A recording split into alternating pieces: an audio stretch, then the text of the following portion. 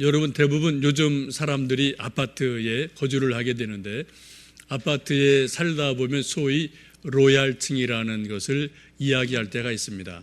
또 처음 아파트를 분양할 때도 로얄층을 분양합니다라고 광고를 할 때가 종종 있기도 합니다. 소위 로얄층이라고 불려지는 곳에는 정상가보다 조금 더 플러스 알파가 돼서 조금 더 비싼 것으로 알고 있습니다. 근데 로얄층이 뭐냐, 어디냐, 이게 기준은 뭐 시대마다 다르고 사람마다 다른 것을 볼 수가 있겠습니다. 한때는 로얄층 하면은 대개 이렇게 중간 부분을 이야기했죠. 그래서 밑에보다도 위에보다도 중간 정도를 이야기해서 그것이 로얄층이다라고 이야기한 적이 있었습니다. 그 이유가 제가 좀 살펴보니까 옛날 건축 기술이 좀 부족할 때는 중앙 난방식으로 이게 공급이 되니까 이 중간층을 기준으로 해서 냉난방을 설정을 했다고 합니다. 그래서 가장 적절한 덥기 또 시원함 이런 것들을 중간층에 맞췄기 때문에 이 중간층이 좀 여러 가지로 로얄층이다 그렇게 불렸던 때가 있기도 합니다. 마치 생선 가운데또막이 좋은 것처럼 이제 아파트의 가운데또막을 선호하는 그러한 일들이 한때 우리에게 있었더랬습니다. 여러분 뭐 아시는 것처럼 맨 위에 층은 좀 춥고요. 또 밑에 층은 조금 뭐 또 보안의 문제가 있고 이런 문제들이 뭐 사실 없잖아 있지 않습니까? 근데 언제부터인지는 로얄층의 개념이 높이보다는 소위 조망권이라는 것으로 살짝 옮겨가게 됩니다. 산이 잘 보이는데, 강이 잘 보이는데, 뭐 전망이 좋은데 이런 것을 일컬어 이제 좀 로얄층이다라고 이야기하면서 약간 이제 다른 개념으로 의미가 옮겨지는 것들이 있게 됩니다. 그런데 요즘에 와서는 뭐 로얄층의 개념이 다양한 것 같아요. 어떤 분들은 굳이 맨 위에 층, 꼭대기층이 로얄층이다라고 여기면서 소위 펜트하우스라고 그러죠. 맨 위에 층을 선호하는 분들이 계십니다. 저도 분당에 계신 어떤 권사님 몇 년 전에 신방했는데 한 30층 되는 그런 아파트였는데요. 맨 꼭대기층은 일부러 그분 가셨더라고요. 근데 가보니까 옥상을 다 쓰시는 거예요. 거기서 텃밭도 하고요. 화원도 가꾸고요. 이거저거 다 가꾸면서 정말 신나게 살고 있는 모습을 보았습니다. 그러면서 자랑을 뭐 이것도 좋고 저것도 좋고 자랑을 많이 하시는 거를 들어본 적이 있습니다. 그런데 언제부터인지는 이 로얄층이라는 개념이 이제 좀 낮은 층으로 1층, 2층, 3층 이렇게 또 옮겨가는 그러한 일들도 있음을 보게 됩니다. 왜요? 낮은 층에 가면은 정원을 볼 수 있다. 또 나무를 보고 꽃을 볼 수 있다. 이런 것 때문에 언제부터인지는 좀 저층이 좀 로얄층으로 이야기되는 일들이 있기도 합니다. 우리가 살다 보면은 소위 땅 기운, 직이라는 것이 있습니다. 땅에 기운이 있지 않습니까? 그래 이 직이 땅 기운을 받을 때 우리 사람들이 건강하다. 그래서 높은 것이 좋은 게 아니라 낮은 층이 더 좋다. 그렇게 말하는 사람들도 종종 있기도 합니다. 일반적으로 땅 기운이 올라가는 것을 나무가 자라는 것 정도로 보거든요. 한 10m 정도, 뭐 많아야 20m 정도 이 정도로 보기 때문에 저층이 좋다라고 말하는 사람들도 나름대로 있는 것을 보게 됩니다. 로얄층이 뭐냐? 이거는 뭐 기준이 없어요. 자기가 좋으면 그게 로얄층입니다. 지금 저는 20층 아파트의 20층에 맨 꼭대기에 살고 있습니다. 근데 정말 로얄층 같아요. 일단 전망이 좋고요. 문 열어놓으면 바람이 시원해서 에어컨 아직 안 달았어요. 그냥 에어컨 없이 올여름 지낼 것 같습니다. 아직 모기도 아직 등장하지 않았고요. 또 위에 층간소음도 없어서 밑에는 좀 괴롭겠지만 저희는 편안합니다. 그러면 여러 가지 좋은 게 많아요. 근데 다 좋은 게 아니더라고요. 가끔 좀 바쁠 때 엘리베이터 타려면은 이게 1분 1초가 막 바쁠 때는 정말 가슴이 막 답답할 때가 있어요. 중간에서 뭐 막 타고 내리고 하는 것들이 있으면은 한참 기다리다 보면은 정말 답답할 때가 종종 있기도 합니다. 여러분 어떤 층이든 어떠한 곳이든 뭐 좋은 점만 다 있을 수는 없는 것 같아요. 여러분 사시는 곳이 몇 층인지는 모르지만은 로얄층이다라고 여기시고 그렇게 기쁨으로 사시면 좋겠습니다. 제가 지금 아파트의 로얄층을 말씀드리는 것은 어떤 부동산의 가치를 말씀드리고자 함이 아닙니다. 우리 사람과 땅의 관계가 무엇이냐, 그런 것을 좀 말씀드리고 싶기 때문입니다. 우리 성경을 보면 우리 인간의 기원에 대해서 정확하게 말씀을 해주고 계십니다. 인간이 어떤 존재냐, 인간이 뭐냐, 이런 것이 이제 뭐 철학의 질문일 수 있고 우리 인생의 많은 질문일 수 있는데, 그 많은 질문 가운데서 가장 정확하게 인간의 기원을 말씀해 주는 것은 성경인 것을 알게 됩니다. 요즘 가끔 책을 보면은 내 몸 사용 설명서, 그러한 제목을 단 책들이 종종 있기도 합니다. 그런 책을 보면은 우리 몸의 인체 구조, 어떤 특성, 또 어떤 역할, 이런 것들을 되게 이야기해주고, 또 건강을 위해서 이렇게 운동하고 음식을 이렇게 저렇게 먹으면 도움이 된다, 이러한 약간의 처방들이 있는 것을 여러분 보실 수가 있을 겁니다. 나름대로 유익한 책이고요, 우리 자기 자신을 이해하는데 도움이 되는 그러한 책이기도 합니다. 근데 가만히 보면 그러한 책들이 우리 인간에 대한 완벽한 이해보다는 기본적으로 의학적인 이해를 전제로 또 이러한 저러한 이야기들을 하기 때문에 우리가 조금 도움도 있지만 부족함을 느낄 때도 있습니다. 우리 인간에 대한 이해만큼 처방이 나올 수 있기 때문입니다. 오늘 성경 말씀을 보시면 2장 7절에 그렇게 말씀합니다. 여호와 하나님이 땅의 흙으로 사람을 지으시고 생기를 그 코에 불어 넣으시니 생명이 되었다라고 성경은 말씀하고 있습니다. 이 말씀만큼 인간이 무엇이냐, 인간의 기원이 무엇이냐를 정확하게 말씀해 주는 것은 세상에 아무 데도 없습니다. 수많은 철학자들이, 수많은 의사들이 인간은 이러한 존재입니다, 인간은 이렇다라고 말하지만 그것은 하나의 자기 주장이고 학설이고 추정일 뿐이에요. 팩트가 아닙니다. 여러분, 팩트와 추정, 학설은 다를 수가 있거든요. 중요한 것은 팩트를 확실하게 알 때 그때 그 팩트로부터 여러 가지 이해가 되고 처방이 나올 수가 있게 됩니다. 팩트를 잘못 알면은 엉뚱한 일들이 발생을 할 수가 있게 됩니다. 여러분도 들으셨겠지만은 세계 1, 2차 세계대전이 일어날 즈음에 독일 나치를 중심으로 해서 소위 인간 비누를 개발한다, 만든다, 그런 이야기들을 혹 들어보신 적이 있으실 겁니다. 그 진위에 대해서는 지금도 여러 가지 논란이 있습니다만, 여러 가지 보도 자료를 보면은 부분적이지만 그러한 일이 있었으면은 틀림이 없습니다. 그렇게 말을 하죠. 과학자들은 우리 인간의 몸은 비누 7조각을 만들 수 있는 지방질이 있다. 그리고 중간 크기의 못 하나 만들 수 있는 철분이 있다. 또 성냥알을 2000개 정도 만들 수 있는 인 성분이 있다. 또 한 사람 몸에 붙어있는 벼룩을 없앨 수 있는 유황이 포함되어 있다라고 이야기를 합니다. 우리 인간을 물질적인 화학 요소로만 보면은 요 정도예요. 아마 값으로 따지면은 몇천 원, 몇만 원이면은 충분하게 거래할 수 있는 그러한 것이 우리 인간의 몸이라는 것입니다. 이러한 것 때문에 독일 나치나 또 다른 어떤 전제주의 이런 것이 있을 때 생체 실험을 하고 이런저런 인간의 몸을 가지고 여러 가지 잘못된 일들 행했던 것을 우리가 기억을 하고 있습니다. 그런 사람들의 눈에는 사람의 인격이 보이지 않는 거고요, 사람의 영혼이 인식되지 않는 단순히 인간은 몸덩어리밖에 없다, 육체밖에 없다라고 여기기 때문에 그러한 일들이 발생할 수가 있게 됩니다.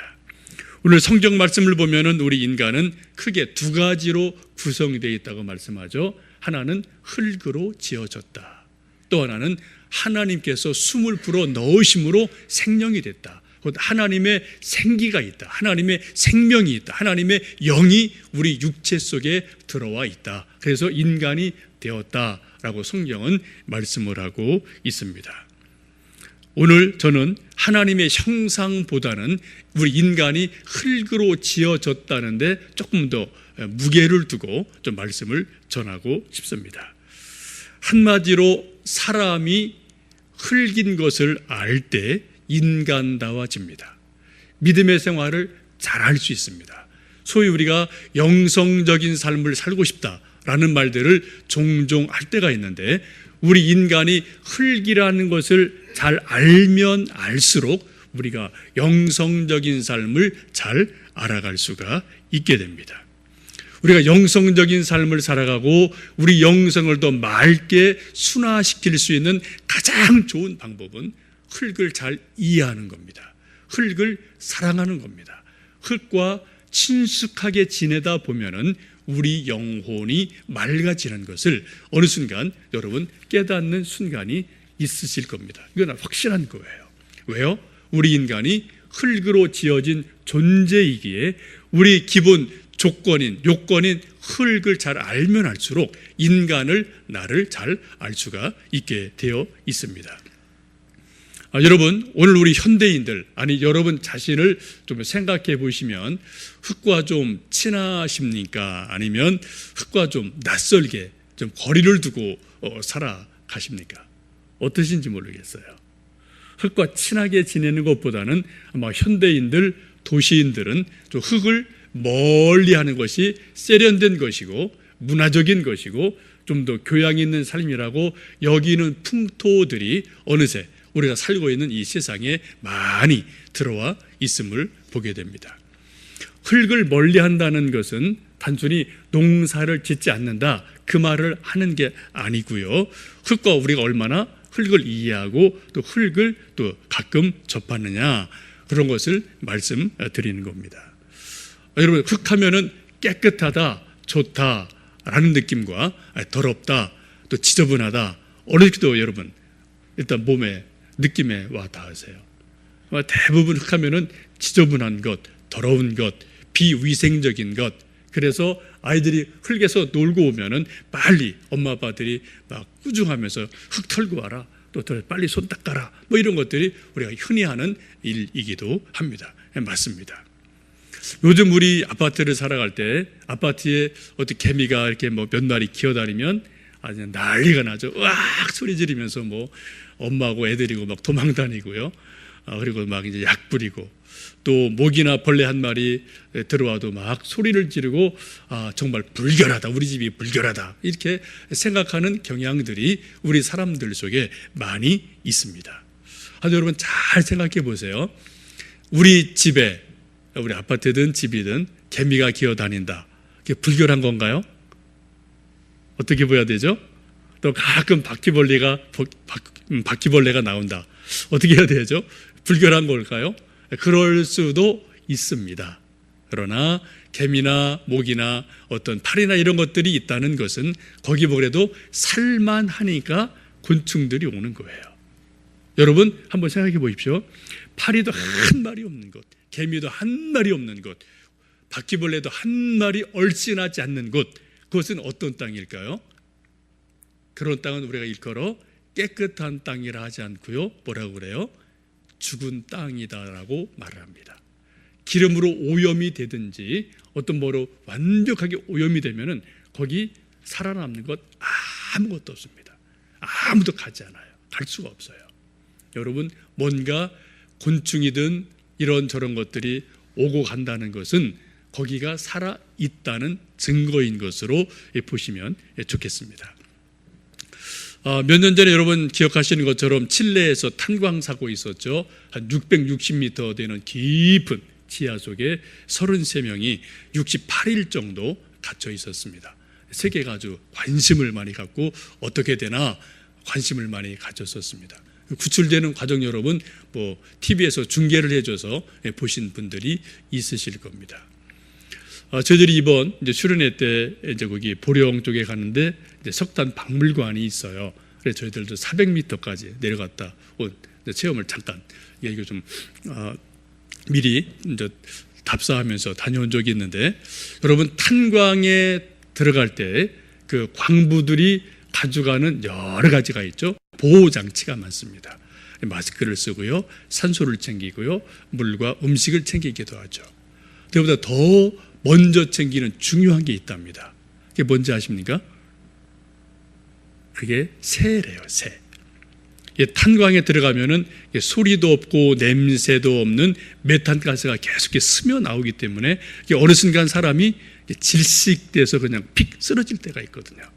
이것을 가장 민감하게 알아채는 게 새라고 합니다. 그래서 새가 막 가스가 오면은 이제 뭐 힘들으니까 울기도 하고 죽기도 하고, 이런 게 나타나면 빨리 거기를 자리를 피해서 도피를 해야지 사람이 살아날 수가 있게 되는 것이죠. 여러분, 개미가 있다든지 또 새가 있다든지 벌레가 있는 곳은 뭔가 사람이 살 만한 조건이다, 이것을 알려주는 신호로 보시면 됩니다. 그런 것이 아무것도 없다, 거기는 둘 중에 하나예요. 정말 100% 청결 깨끗하든지 아니면 100% 죽은 땅이든지 둘 중에 하나일 것임에 틀림이 없습니다. 여러분, 창세기를 보시면 우리 곤충이나 벌레, 짐승들이 우리보다 먼저 창조가 됐어요. 좀 나이로 따지면 우리보다 다 선배들입니다. 그래서 우리가 좀 파리를 대할 때, 모기를 대할 때 좀 겸손하게 선배 대접을 하면서 좀 잡을 때도 좀 안 아프게 잘 잡았으면 좋을 것 같아요. 어쨌든 우리 인간이 이게 뒤에 만들어진 것은 그런 겸손을 배우고, 또 우리 인간들이 살아갈 만한 조건들을 뭐예요? 동물들이 먼저 다 실험해보고 그리고 우리가 살만하게 만들어 놓으신 거예요. 여러분 아시지 않습니까? 어떤 우주선 띄울 때 사람만 붕 띄우지 않잖아요. 거기 뭐 원숭이나 쥐나 이런 걸 먼저 올려보내놓고 다 검사하고, 이 정도면 사람 가도 되겠다라고 판단에 설 때 우리가 사람이 따라가지 않습니까? 이것처럼 동물이나 곤충이 살아있다는 것은 그것은 살만한 땅이다, 좋은 것이다 라고 여러분 여기시면 좋을 것 같습니다. 흙은 우리 인간을 겸손하게 만들어줍니다. 라틴어로 겸손이라는 단어를 휴밀리타스라고 말하는데요, 이 말은 휴무스라는 말에서 왔다고 합니다. 휴무스는 흙이라는 단어예요. 겸손이 뭐냐면 바로 흙처럼 되어지는 것, 흙과 비슷하게 되는 것, 이게 겸손이라고 보시면 좋겠습니다. 여러분, 가끔 사람들 만날 때 어깨에 뭐 기부스에서, 목에 기부스에서 그런 말 하잖아요. 기부스가 뭐예요? 콘크리트잖아요. 이게 딱딱해서 이게 고개가 안 숙여지지 않습니까? 흙은 부드러워요. 그래서 흙은 뭐 사람이 파면 파는 대로, 물을 부면 붓는 대로, 또 쓰레기를 버리면 버리는 대로, 겨울에 얼면 어는 대로, 농부가 쟁기질을 하면 하는데 다 흙은 다 받아줍니다. 그래서 우리가 인간이 좋은 걸 주든 나쁜 걸 주든 흙은 있는 그대로 다 받아들이는 것이 흙이에요. 그리고 거기서 또 자기가 그것을 다 걸러내는 그러한 힘이 흙 속에 있음을 보게 됩니다. 이게 바로 겸손이에요. 흙은 부드럽고요, 겸손합니다. 요즘 또 흙을 이제 보면은 이제 부드럽다라고 볼 수가 있는데, 우리가 요즘 살고 있는 주변을 다 보면은 뭐 거의 시멘트로 이렇게 좀 둘러싸여 있는 것을 보게 됩니다. 우리 건물도 기본적으로 시멘트로 지어진 건물이고요. 여러분 사시는 아파트도 뭐 시멘트로 지어진 것이고, 우리 회사 가는 회사 사무실도 도로도 다리도 하여튼 모든 곳이 다 기본적으로 시멘트로 지어진 건물인 것을 보게 됩니다. 물론 견고해서 오래 가고 견고하지만 그 시멘트로부터 나오는 여러 가지 좋지 않은 일들이 있음을 우리가 잘 알고 있습니다. 새로 막 지은 집에 가면은 뭐 몇 달간 사람들이 뭐 여기저기가 좀 좋지 않다, 그런 말들 흔히 새집 증후군을 이야기하고 하지 않습니까? 근데 그런 것들은 몸에뿐 아니라 우리 사람들의 심령 속에도 저는 시멘트가 영향을 준다고 생각을 합니다. 여러분, 도시에 사는 사람들이 그렇게 말하죠. 소위 까도남, 까칠한 도시의 남자, 또 뭐 까도녀, 까칠한 도시의 여자, 이렇게 흔히 우리가 말할 수 있는데요. 여러분, 까도남 또 까도녀를 보십시오. 아주 핸섬해요. 아주 빈틈이 없어 보입니다. 발로 찔러도 피 한 방울 나올 것 같지 않지? 아주 그냥 완벽한 그런 사람처럼 보일 때가 종종 있습니다. 도도하죠. 지구는 못 살아요. 그리고 콩은 콩이고 팥은 팥이야, 그 사람들은요. 네, 여러분, 농부들 한번 보십시오. 농부들은 어리숙한 데가 조금 있습니다. 물론 요즘 농부가 다 그렇진 않지만 또 그런 게 기본적으로 그래요. 우리가 농심을 이야기할 때는 뭔가 푸근함이 있고 뭔가 좀 이렇게 수용성이 있고 겸손함이 있음을 우리가 농심 속에서 볼 수가 있게 됩니다. 왜 사람들이 점점점 까도남이 되고 까도녀가 될까요?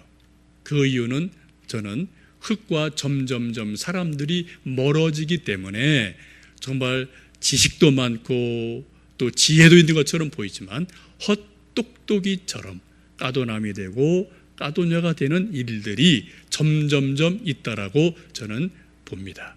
흙과 점점점 멀어지기 때문에. 여러분, 흙을 잃어버린 사람들은 점점점 강팍해질 수밖에 없습니다. 사람이 부드러워지려면은 우리 인간의 근원인 흙과 점점점 친밀해질 때, 흙을 사랑할 때, 흙과 점점 가까이 지낼 때, 그때 우리 몸이, 우리 마음이 점점점 부드러워짐을 느낄 수가 있게 됩니다. 여러분, 흙은 우리 영혼을 맑게 하고요, 우리 육체를 강건하게 하는 치유력이 있고요, 또 하나님의 생명이 흙 속에 있음을 봅니다. 여러분 보시는 것처럼 우리가 먹고 사는 거 다 어디서 나오는 거예요? 공장에서 나오는 거 우리 못 먹습니다. 우리 쓰는 거예요. 사용하는 거예요. 우리가 먹는 거 다 어디서 나옵니까? 기본적으로 다 흙에서 나오는 것을 우리는 먹습니다. 생명이 거기 있거든요. 여러분, 이번 여름 수련회에 저희들 흙과 좀 가까이 하고 싶은 그러한 시간을 갖고자 합니다. 1박 2일 짧은 시간이지만 가능한 흙과 좀 가까이 하고 흙을 좀 많이 접하는 그러한 시간을 만들어 보고 싶어요. 이번 주 대천 해수욕장으로 가게 되는데 그 바로 옆에 해수욕장 바로 그 옆에 소위 보령 머드 축제라는 것이 있어서 저희 가는 그 기간에 동시에 이렇게 좀 진행이 되는 것을 확인을 했습니다.